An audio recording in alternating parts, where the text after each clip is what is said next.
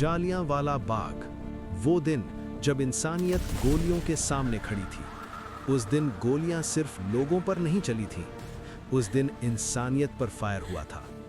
एक बंद बाग, चारों तरफ ऊंची दीवारें, भागने का सिर्फ एक संकरा रास्ता, और सामने बिना चेतावनी, बिना दया, गोलियां। यही है जालियांवाला बाग। अब जरा और पीछे चलते हैं। साल 1919। भारत अंग्रेजी हुकूमत के नीचे दबा हुआ। पहला विश्व युद्ध खत्म हो चुका था। हजारों भारतीय सैनिक ब्रिटिश साम्राज्य के लिए लड़ चुके थे। उन्हें उम्मीद थी अब शायद आजादी की ओर कोई कदम बढ़ेगा। लेकिन मिला क्या? रॉलेट एक्ट, एक ऐसा काला कानून जिसमें बिना मुकदमे, बिना वकील, बिना अपील किसी भी भारतीय को जेल में डाला जा सकता था। न न्याय, न सुनवाई, सिर्फ शक और सजा। पूरे देश में गुस्सा था, लेकिन पंजाब सबसे ज्यादा उबल रहा था। 13 अप्रैल 1919, बैसाखी का दिन। अमृतसर में मेला लगा था। गांवों से लोग आए थे, कुछ परिवार के साथ, कुछ दोस्तों के साथ, कुछ राजनीतिक सभा के लिए। उन्हें नहीं पता था कि ये दिन उनकी जिंदगी का आखिरी दिन हो सकता है। शाम के करीब 4:30 बजे ब्रिटिश सेना वहां पहुंची। नेतृत्व कर रहा था रेजिनाल्ड डायर। उसने बाग के एकमात्र संकरे रास्ते को सैनिकों से बंद करवा दिया। कोई चेतावनी नहीं, कोई छुट्टी दी जाती है नहीं, कोई भीड़ तितर बितर हो जाए नहीं, बस आदेश, फायर। और फिर गोलियां गूंज उठीं। पहली गोली चली, लोगों को समझ ही नहीं आया क्या हो रहा है। दूसरी, तीसरी, चौथी, और फिर लगातार 10 मिनट। सोचिए, 10 मिनट तक बिना रुके भीड़ पर गोलियां बरसती हैं। बच्चे अपनी मांओं से चिपक गए, माएं अपने बच्चों को ढाल बनाकर खड़ी हो गई। युवक दीवारें फांदने की कोशिश में गिर पड़े।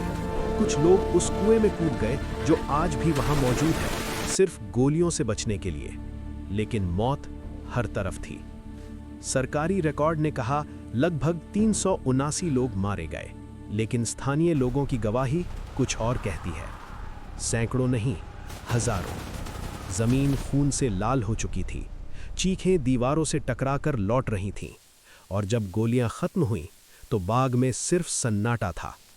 ऐसा सन्नाटा जो आज भी वहां खड़ा है। उस रात अमृतसर रोया, पंजाब रोया, और भारत की आत्मा हमेशा के लिए बदल गई।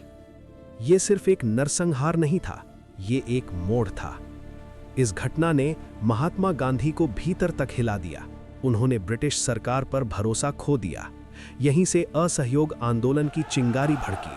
क्रांति की आग पूरे देश में फैल गई। लोगों ने समझ लिया, आजादी भीख में नहीं मिलेगी, उसे छीनना होगा, साहस से, एकता से, बलिदान से। जालियांवाला बाग अब सिर्फ एक जगह नहीं रहा, वो एक प्रतीक बन गया।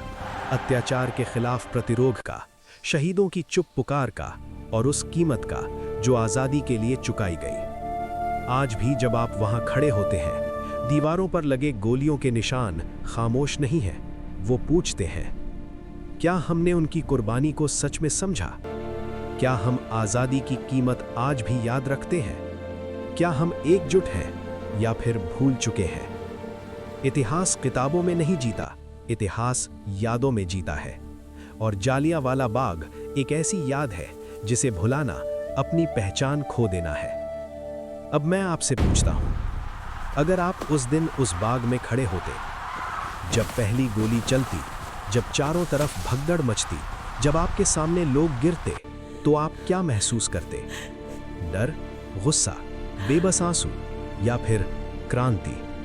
कमेंट में लिखिए, क्योंकि इतिहास तब तक जिंदा रहता है जब तक हम उसे महसूस करते हैं।